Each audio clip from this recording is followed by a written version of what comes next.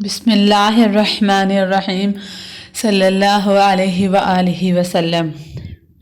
السلام علیکم ورحمۃ اللہ وبرکاتہ۔ حلیمہ اپنے ننھے بچے کو گود میں لیے پریشان بیٹھی ہے۔ بچہ مسلسل روئے جا رہا ہے۔ حلیمہ ہر طرح سے اپنے ننھے بچے کو بہلا رہی تھی مگر وہ چپ نہیں تھا ہو رہا۔ ایسا معلوم ہو رہا تھا کہ بچے کو کوئی تکلیف ہے۔ قریب ہی حلیمہ کا شوہر حارث بھی پریشان نظر آ رہا ہے۔ حلیمہ ایک نیک اور رحم دل عورت تھی۔ اس کا شوہر حارث بھی ایک محنتی اور ایماندار شخص تھا۔ یہ لوگ ایک چھوٹے سے خوبصورت گاؤں میں رہتے تھے مگر بہت زیادہ غریب تھے۔ محنت مزدوری کر کے جو کچھ حاصل ہوتا صبر شکر کر کے گزارا کر لیتے۔ کچھ عرصے سے بارش نہیں ہونے کی وجہ سے درخت اور پودے سوکھ گئے تھے۔ جانور بھی پانی سے محروم تھے۔ ایسے میں نہ انہیں خود کھانے کو مل رہا تھا اور نہ ہی جانوروں کو۔ اس وقت بھی حلیمہ اور حارث کے پریشان ہونے کی یہی وجہ تھی کہ ننھا عبداللہ بھوک کی وجہ سے مسلسل روئے جا رہا تھا اور گھر میں جو اونٹنی تھی بھوکی ہونے کی وجہ سے اس سے بھی ایک بوند بھی دودھ حاصل نہیں تھا ہو رہا۔ حارث کو پریشان دیکھ کر حلیمہ نے کہا، فکر نہ کرو، صبح ہم لوگ شہر جائیں گے اور کچھ نہ کچھ بندوبست ہو ہی جائے گا۔ وہاں ایک روایت کے مطابق دراصل گاؤں کی خواتین شہر جاتی ہیں اور ایک ایک بچے کو گود میں لے لیتی ہیں اور اس سے اپنے ساتھ گاؤں لے آتی ہیں تاکہ گاؤں کے خالص غذا اور تازہ آب و ہوا میں پرورش پانے سے بچہ اپنی زبان بھی مہارت حاصل کر لے۔ اگلی صبح سویرے ہی حلیمہ نے سفر کے لیے اپنا سامان لیا اور ننھے عبداللہ کو گود میں لے کر اپنی سرمئی رنگ کی اونٹنی پر سوار ہو گئی۔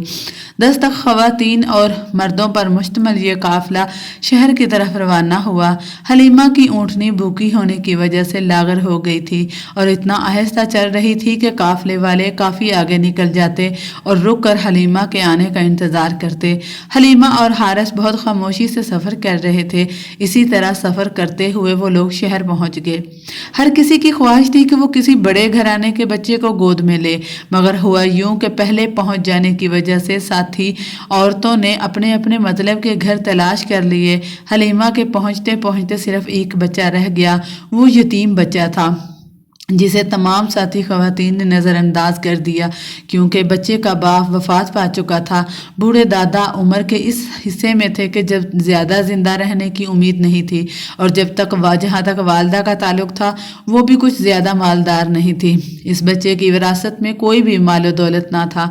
غرض کہ ہر طرف ایک غریب ترین بچہ تھا اور دوسری طرف غریب ترین دائی۔ تمام عورتوں کو بچے مل گئے اور روانگی کی تیاری ہونے لگی۔ ایسے حلیمہ نے اس حالت میں اپنے شوہر سے مشورہ کیا کہ اپنے ساتھیوں کو ساتھ بچہ لیے بغیر واپس جانا اچھا نہیں لگتا، اس لیے میں اس یتیم بچے کو ہی لے لیتی ہوں۔ شوہر نے جواب دیا، جیسا چاہو کرو، کیا معلوم اللہ اس کے ذریعے ہی ہم پر رحمت نازل کر دے۔ حلیمہ اس وقت واپس بچے کے دادا کے پاس گئی اور اس سے بچے کو مانگا۔ دادا نے بچے کی والدہ کے پاس حلیمہ کو بھیج دیا۔ حلیمہ نے جو بچے کو دیکھا تو وہ عام بچوں سے بہت زیادہ خوبصورت تھا۔ انہوں نے بچے کو گود میں لے کر اسے پیار کیا اور گود میں لیے اسے اپنی سواری کے پاس آ گئی اور واپسی کا سفر شروع کیا۔ ابھی کچھ ہی دور چلے تھے کہ ساتھی عورتوں کی آواز آئی کہ ذرا آہستہ چلو، ہمارا بھی خیال کرو۔ اے حلیمہ، کیا یہ وہی سواری نہیں جس پر تم شہر آئی تھی اور جسے ایک قدم چلنا بھی مشکل تھا؟ یوں یہ لوگ اپنے علاقے بنی سعد میں واپس پہنچے۔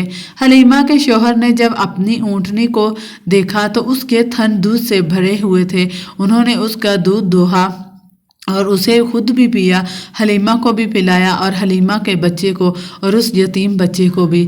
اس کے بعد تمام جانوروں کے چرنے کے لیے میدان میں چھوڑ دیا گیا مگر بارش نہ ہونے کی وجہ سے ہر جگہ سوکھی پڑی تھی، نہ ہی کہیں سبزہ تھا اور نہ ہی پانی کی ایک بوند۔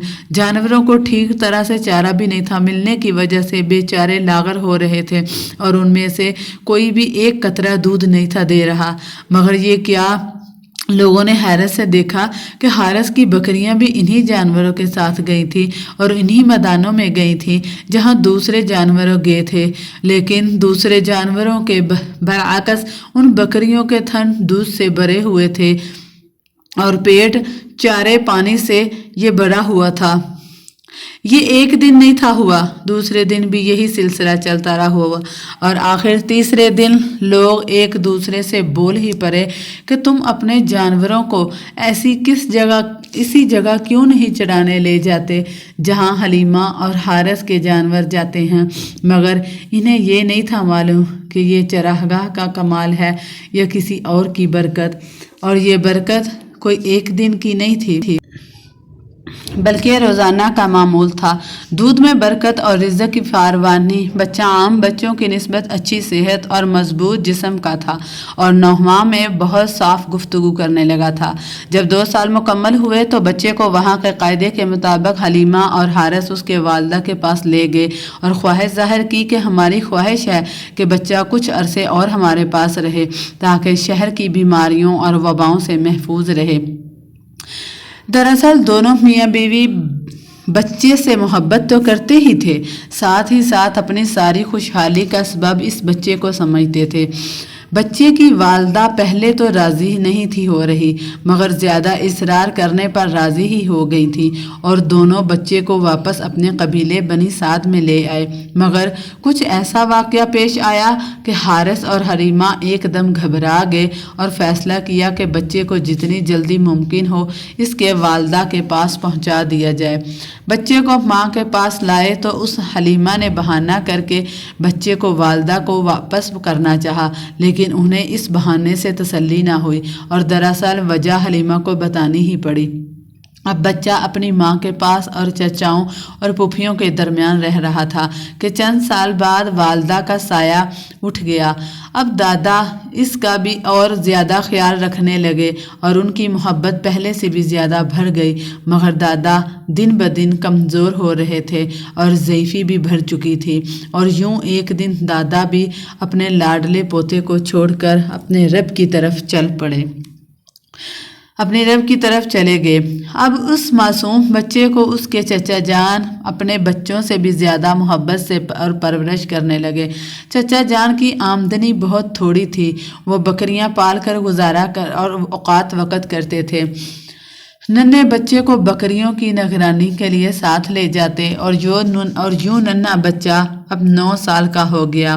ایک دن سوداگروں کا ایک قافلہ شام جا رہا تھا تو چچا اور ان کا معصوم بھتیجا بھی اس قافلے کے ساتھ چلے گئے۔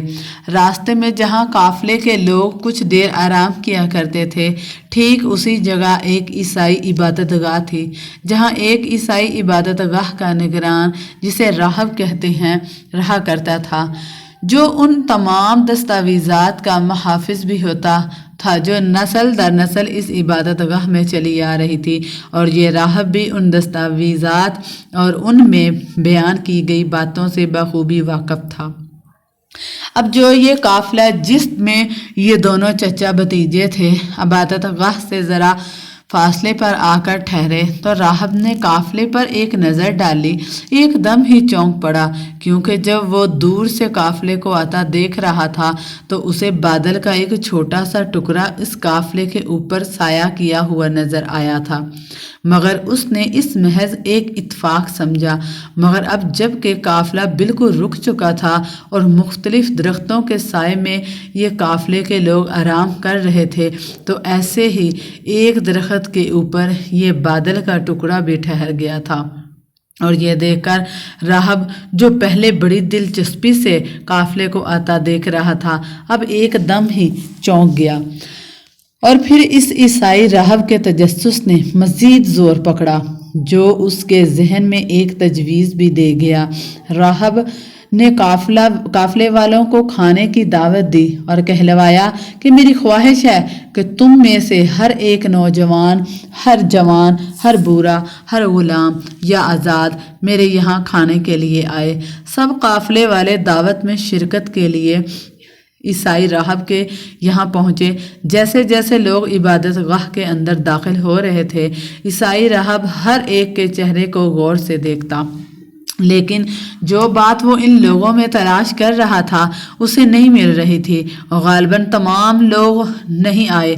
راہب کو خیال آیا، میں نے کہا تھا کہ کسی کو چھوڑ کر مت آنا۔ راہب نے قافلے والوں سے کہا، ایسا کوئی بھی نہیں ہے جسے ہم نے پیچھے چھوڑا ہو سوائے ایک لڑکے کے جو ہم میں سب سے چھوٹا ہے۔ قافلے والوں نے جواب دیا، اس کے ساتھ اس طرح کا سلوک نہ کرو اور اسے بلاؤ، اس کا یہاں آنا ضروری ہے۔ راہب نے قدر ناراضگی سے یہ سب کہا تھا، جس پر قافلے والوں کو شرمندگی کا احساس ہوا اور وہ لڑکے کو داور پر بلا کے لائے۔ لڑکے کے چہرے پر ایک نظر ڈالتے ہی راہب کو اپنی تلاش مل گئی۔ کھانے پینے کا سلسلہ شروع ہوا۔ راہب لڑکے کے چہرے کا جائزہ لیتا رہا۔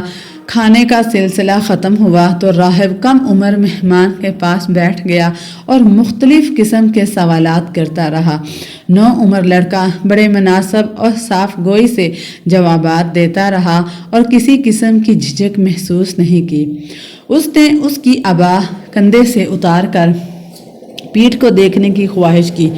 اسے بچے کی باتوں سے یقین آ گیا تھا مگر مطمئن ہونا چاہتا تھا۔ بچے کی پیٹھ پر نشان دیکھنے کے بعد راہب نے اس کے چچا سے سوال کیا، بچے سے تمہارا کیا رشتہ ہے؟ چچا نے جوں کہ اپنی اولاد سے بڑھ کر اس سے محبت کی اور اس کی پرورش کی تھی، جواب دیا کہ یہ میرا بیٹا ہے، یہ تمہارا بیٹا نہیں ہے۔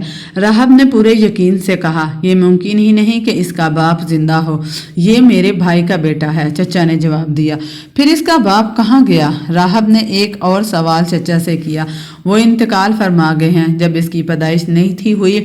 یہ بالکل سچ ہے۔ راہب نے فوراً تصدیق کی، اپنے بھائی کے بیٹے کو فوراً اپنے ملک لے جاؤ اور یہودیوں سے بچا کر رکھو۔ میں اللہ کی قسم کھا کر کہتا ہوں کہ اگر وہ اسے دیکھ لیں اور جو کچھ میرے علم میں ہے وہ بھی جان جائیں تو اس کو نقصان پہنچ سکتا ہے۔ تمہارے بھائی کے اس بیٹے کے لیے قدرت نے اپنے خزانے میں بڑی عظمتیں سنبھال کر رکھی ہوئی ہیں۔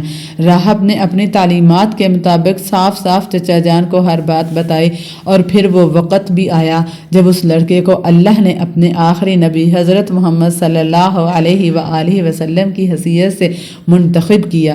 جی ہاں، محمد صلی اللہ علیہ وآلہ وسلم ہمارے پیارے نبی، جنہوں نے اپنی تمام زندگی اس فرض کو انجام دینے میں لگا دی جس کے لیے اللہ تعالیٰ نے انہیں بھیجا تھا، اور یہی ہمارے آخری نبی ہیں اور ان کے بعد کوئی نبی نہیں آئے گا۔